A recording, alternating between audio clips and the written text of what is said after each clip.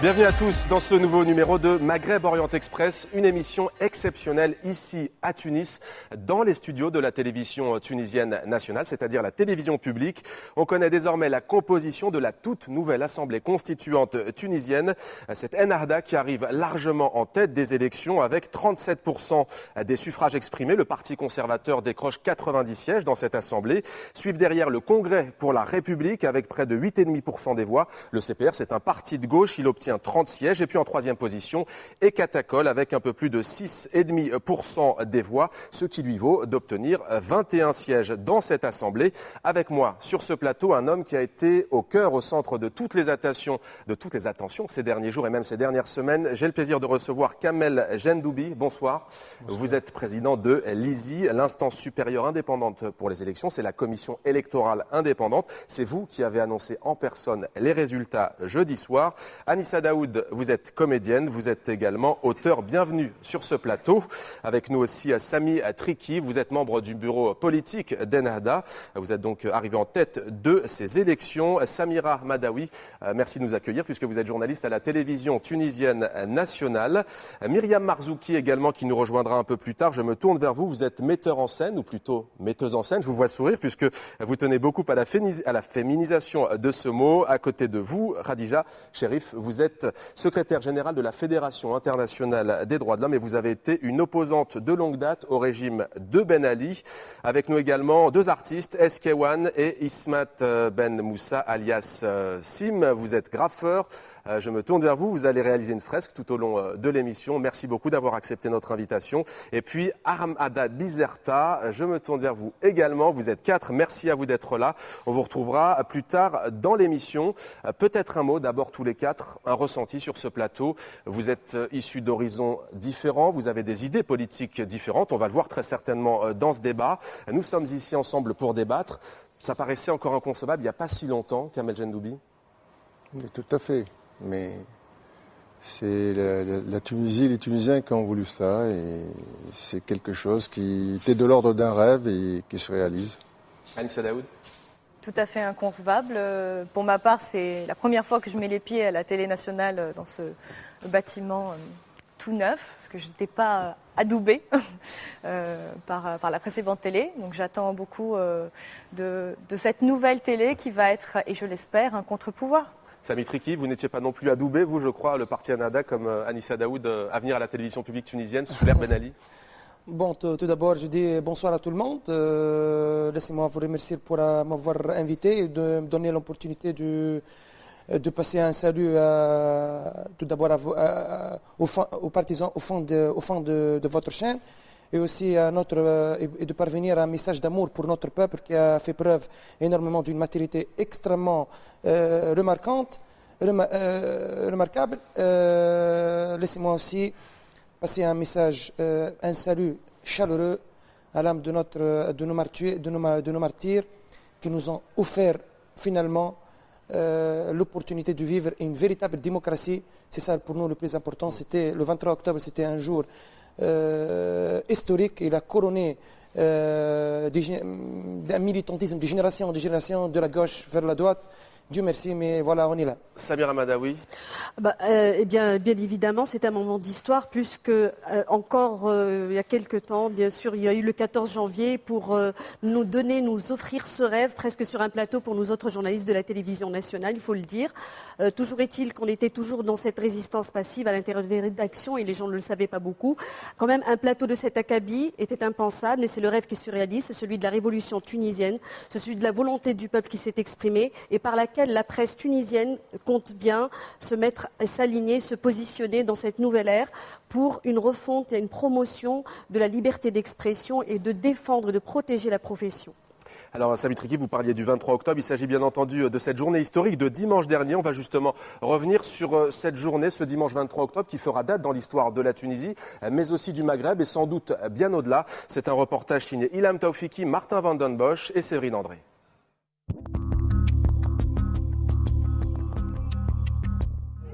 Je peux y aller ? Non, ça y est, c'est terminé. Le chef du bureau de vote applique les consignes à la lettre. Il est 19h. Plus personne n'est autorisé à entrer. Ferme et reste devant. Et tant pis pour les retardataires. Mon frère, on a patienté 23 ans pour voter. Vous pouvez pas attendre 10 minutes? Honte à vous. Je le jure, honte à vous. Pourtant, ce matin-là, dans un quartier populaire, certains avaient pris leurs précautions. Ils sont arrivés une demi-heure avant l'ouverture des portes pour ne pas manquer ce rendez-vous avec l'histoire. C'est comme si je naissais aujourd'hui. C'est la première fois de ma vie que je vais voter. C'est bon, allez-y. Et comme elle, ils sont des millions à n'avoir jamais voté de leur vie. Devant la nouveauté, la file ordonnée se transforme en attroupement. J'ai perdu ma feuille d'inscription, qu'est-ce que je dois faire? Je sais pas. Ça veut dire quoi? Je rentre chez moi, je vote pas, c'est ça? C'est ton problème. Comment ça, c'est mon problème? C'est quoi ce langage? C'est quoi cette façon de parler? Il est où le responsable? Le responsable est à l'intérieur, encore occupé à épauler les assesseurs. Il la met où, son empreinte? Non, il doit juste tremper son doigt dans l'encre, il n'y a pas d'empreinte, il signe ici, c'est tout. Un personnel pas toujours très bien formé et des Tunisiens mal informés. Dans cet autre bureau de vote, ils sont des centaines à vouloir donner leur voix. Le problème, c'est qu'ils ne sont soit pas inscrits, soit pas au bon endroit. J'ai une carte d'identité, je suis du Sud et je veux voter. Ils m'ont pas laissé voter. Je dois rentrer chez moi pour aller voter? Furieux ou dépités à l'idée de ne pouvoir voter. Et alentour, pas d'agents électoraux pour leur expliquer. Juste une observatrice indépendante. Prise d'assaut, elle a visiblement du mal à travailler. C'est pas mon rôle, c'est le rôle du président du bureau. C'est pas mon rôle à moi d'expliquer. Allez voir le responsable du bureau de vote. Mais dans quel bureau? Où? Pas assez de personnel, des couacs et des loupés. Mais l'histoire retiendra sans doute autre chose de ce dimanche 23 octobre. Je suis très très contente. Je vote pour la première fois, je suis vraiment heureuse. Regardez mon doigt. Kamel Jendoubi, vous avez eu la lourde tâche donc d'organiser la première élection libre du pays. Alors mission accomplie? Mission accomplie, grâce d'abord à la confiance que les Tunisiens nous ont accordée, grâce au soutien du gouvernement et de l'administration, et puis grâce aussi aux ressources qu'on a pu mobiliser, ressources humaines. Alors votre participation historique, un chiffre qui fait pâlir les plus vieilles démocraties occidentales, c'est quoi, 80%? Près de 80%. Alors on a vu dans le sujet, il y a quand même eu parfois un peu d'énervement, ce qui peut se comprendre, quelques couacs. Rien de grave dans ce scrutin? Rien de grave, il y a eu quelques problèmes liés en réalité à un décalage en matière d'information, mais nous avons essayé de faire tout ce qui est possible pour faire voter, y compris ces personnes qui sont orientés vers des bureaux qui ne sont pas les leurs, quoi. Alors j'aimerais juste que vous nous éclaircissiez ce point. La surprise de ces élections, la véritable surprise, c'est la liste l'Arida al-Sha'biya, la pétition populaire de Hashmi Admi, un richissime homme d'affaires. Il est basé à Londres. On ne l'a pas vu sur le terrain pendant la campagne électorale. Il l'a emporté dans la circonscription de Sidi Bouzid, dans le bassin minier de Gafsa. Et les scores ont été invalidés dans 6 circonscriptions. Pourquoi ? Nous avons procédé, comme la loi nous le permet, à des contrôles contrôlent des listes de candidats, que ce soit des listes de partis ou des listes indépendantes. Et nous avons procédé à des centaines de contrôles. Et je trouve que nous avons donc conclu pour un certain nombre de listes qu'ils n'ont pas respecté la loi, et notamment l'article 70 en matière de financement de la campagne électorale. Parmi les listes qui n'ont pas respecté ces dispositions, eh bien, il y a les listes de l'Arida al-Sha'biya.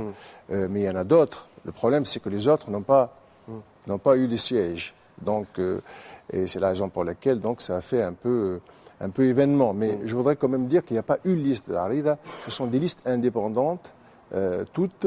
Et par conséquent, ce n'est pas une liste de parti, quoi. Donc, il faisait l'objet d'un contrôle pas spécifique, c'est un contrôle qui concerne toutes les listes. En tout cas, l'annonce de cette invalidation a provoqué des tensions dans la ville de Sidi Bouzid. Sami Triki, le siège de votre parti a été attaqué à l'annonce des résultats, mais aussi parce qu'Ennahda a dit « nous ne discuterons pas avec le parti de ce monsieur ». Vous dites « je veux bien discuter avec les deux poursuivants, à savoir le Congrès pour la République et Katakol ». Pourquoi vous ne discuteriez pas avec celui-ci ?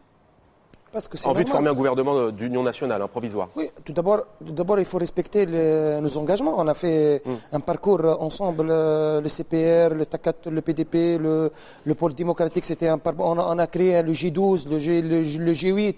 Il y a un engagement réel. Il y a des concertations, des négociations sur beaucoup de points. Donc, on ne peut pas faillir à tout cela et dire. Mais voilà, à quoi, par exemple? Pourquoi pas lui? Parce que lui, voilà, c'est. On le présente comme un ancien islamiste qui était pro-Ben Ali, en fait, hein, qui a fait campagne à travers la télévision Al-Mustaqilla, l'indépendante. Écoutez, moi, je ne veux pas faire des jugements des autres, réellement. Ça, c'est pour nous, au sein de notre mouvement, c'est une stratégie réelle. On ne veut pas juger les autres. Mais, objectivement parlant, voilà l'une des raisons pour lesquelles on ne peut pas négocier avec ce monsieur. En plus, c'est des listes indépendantes qui ne présentent pas une conception bien claire, un projet bien défini. Donc, je vois mal pour quelle raison on nous impose de concerter avec. Alors, en quelques mots, comment vous expliquez votre victoire à ces élections? Tout d'abord, je remercie le peuple tunisien de ne pas céder à l'accaparement des détracteurs, parce qu'on nous a toujours essayé de nous diaboliser. C'est qui on? On laisse le on indéfini. On laisse le on indéfini. Secondo, pour nous, c'est le plus important, c'est le travail. On fait preuve d'un travail de terrain réel. On a laissé le discours des accusations et des contre-accusations, de la propagande et la contre-propagande. Et on s'est investi sur le terrain, on a beaucoup travaillé, on s'est mis des structures bien bâties, on s'est bien organisé. C'est quoi l'accusation qui vous fait le plus mal, en tous les cas, que vous trouvez la plus injuste, vous, à Ennahda? Le double discours. Que vous tenez un double discours, en fait. Ça nous touche énormément. Lorsqu'on nous accuse de double discours, ça nous touche énormément parce qu'on est un parti sérieux, un parti qui travaille énormément et on veut parvenir à des messages bien clairs à tout le monde. Et on est en train de parvenir des messages qui devraient être reçus positivement, mais malheureusement, jusqu'à maintenant, il y a ceux qui essaient de nous diaboliser. Malgré ça, on sait toujours de tenir et de maintenir une vision positiviste. Et ça va aller. Alors Anissa Daoud, je sais que vous êtes très très attaché au concept de laïcité. Est-ce que la victoire d'Ennahda en Tunisie lors de ces élections législatives, enfin d'une assemblée constituante, vous inquiète? Alors le concept de laïcité, oui. En fait, moi je préfère parler j'aurais rêvé d'un État civil. Voilà, parce que la laïcité est très liée à la conception française de la laïcité, qui elle-même mériterait d'évoluer au vu de l'évolution de la société française. La séparation de l'Église et de l'État avec un grand E, donc du religieux et du politique, mais aussi la liberté de culte. Mais qui peut être mise en application de différentes manières. Elle est mise en application de différentes manières dans le monde. Et il y a quelque chose de très spécifique à la France, qui je pense aussi fait l'objet de plein de débats dans la société française et que j'espère un jour les élites françaises amèneront à la modifier. Mais voilà, moi je tiens à un cadre, j'ai rêvé d'un cadre. Voilà, je pense peut-être qu'on a échoué là-dessus, enfin qu'on n'aura pas ça. J'ai rêvé d'un cadre qui garantisse les libertés, qui garantisse le non-retour d'un dictateur et d'une dictature, et la non-confiscation du pouvoir par un parti, et de ne plus créer de la sous-citoyenneté. Donc voilà ce que j'entends par un État civil.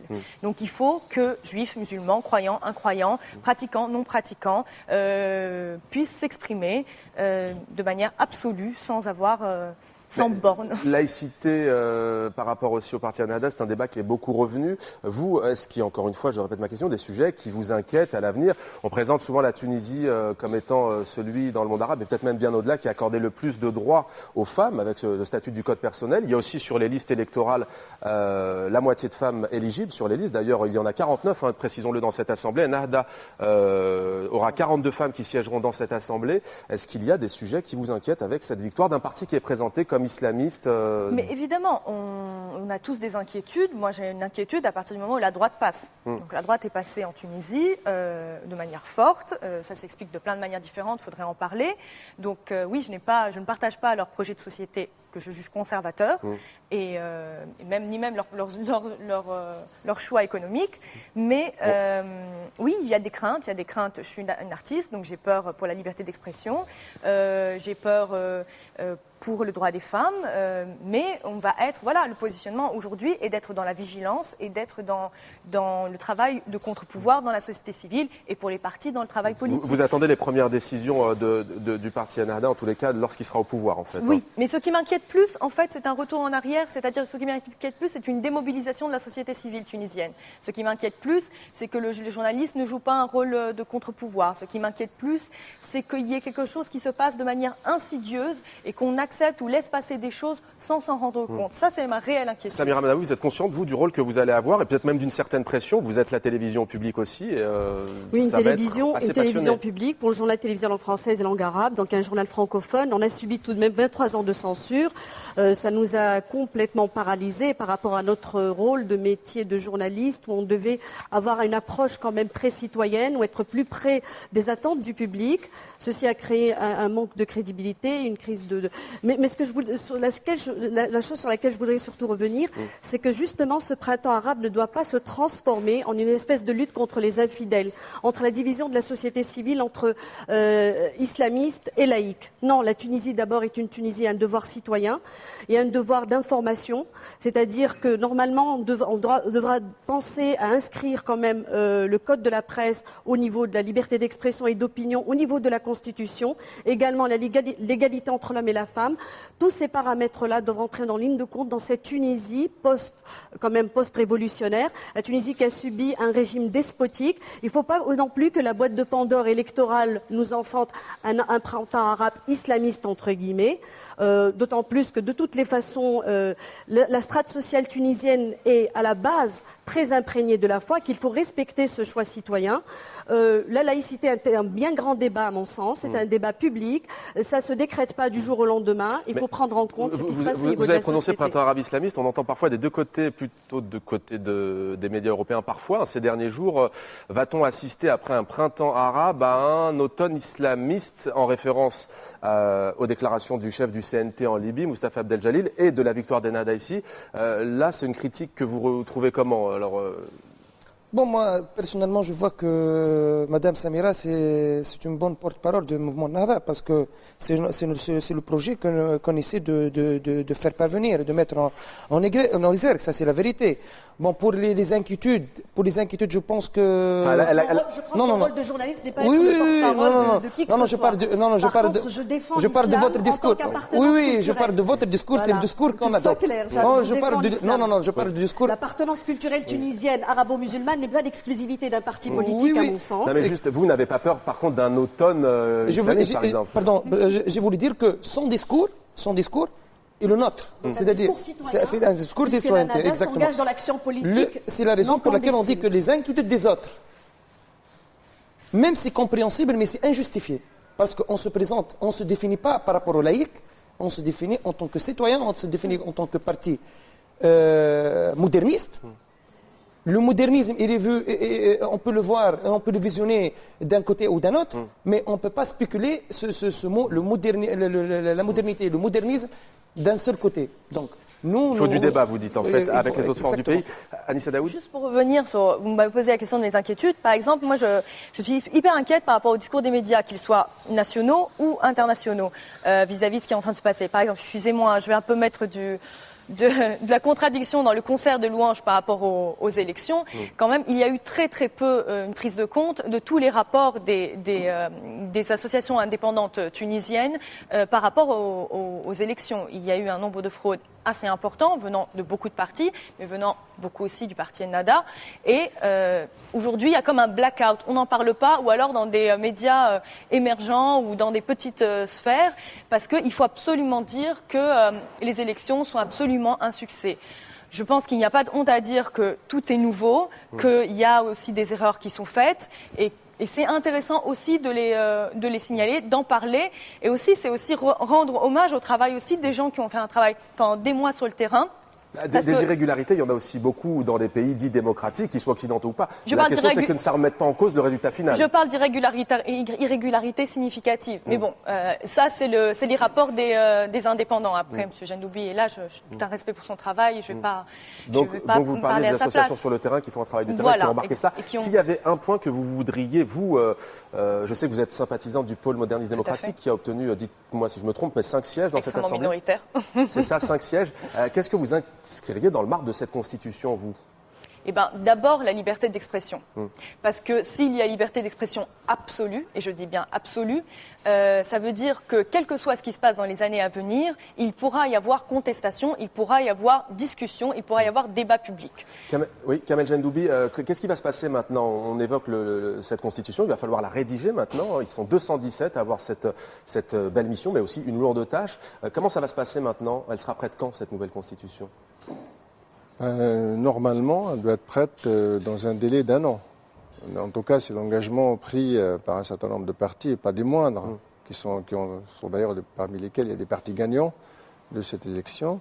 Simplement, je voudrais dire que dans ces élections, il n'y a pas eu de fraude, donc ça c'est clair. Aucune irrégularité?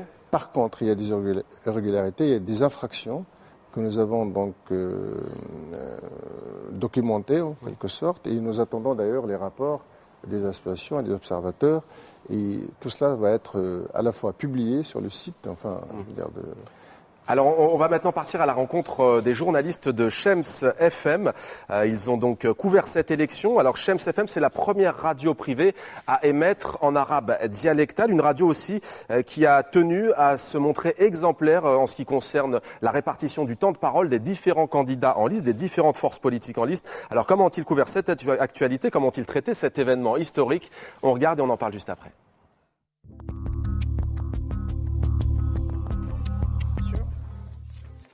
Lendemain de scrutin constitutionnel à Shems FM. Toute l'équipe est sur le pont. On est en train de contacter nos correspondants dans les régions pour leur présenter les derniers résultats affichés dans les portes des bureaux locaux. Le chef d'orchestre aujourd'hui, c'est Oussem, rédacteur en chef, réalisateur et journaliste. Et pourtant, il n'a que 28 ans. D'ailleurs, la moyenne d'âge à Shems ne dépasse pas la trentaine. L'invité de la matinale, en revanche, est un vieux de la vieille de la scène politique tunisienne, Monsef Merzouki.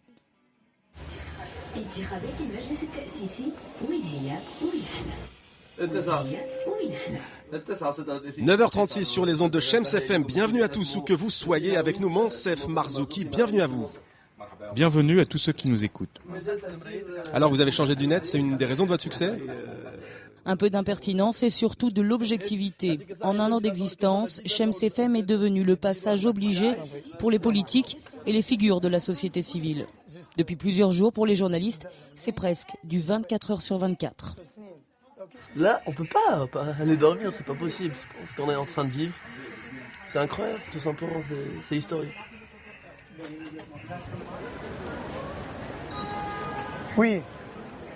Oui, non, ne me prenez pas en direct maintenant, pas maintenant le direct. Envoie le numéro que je dois rappeler pour passer à l'antenne, d'accord? Le lendemain, les résultats du scrutin sont censés tomber. Et pour Oussem, le marathon a déjà commencé. Parce qu'on est un peu en retard, parce qu'on a une émission qui tourne en direct, et parce qu'aussi on est impressionné par rapport à tout ce qui va se passer, par le feedback des gens. Aujourd'hui, ça sera après 19h, les résultats, et on va voir.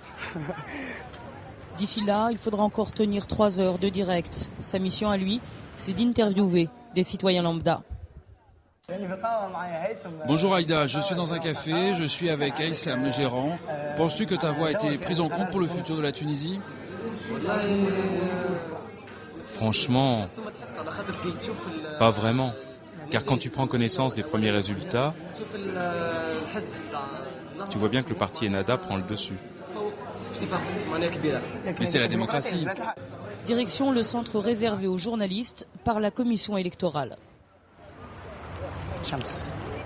Ici, c'est le show. Alors, tout à l'heure, normalement, on attendait le résultat final pour toute la Tunisie. Tous ces gens-là, ils vont probablement passer la nuit ici. Ça te plaît, là? Ouais, c'est le plaisir. Ça, c'est le plaisir dans notre travail. Oussem travaille pour Shems FM depuis son lancement, il y a un peu plus d'1 an, à l'époque où la fille de l'ancien dictateur Sirine Ben Ali était encore au conseil d'administration. Une époque révolue. Il y avait un slash entre les deux, tout simplement. Avant, pour les journalistes de Shems, c'était sport et faits divers. Niveau politique, régime sec. Aujourd'hui, tout semble avoir changé.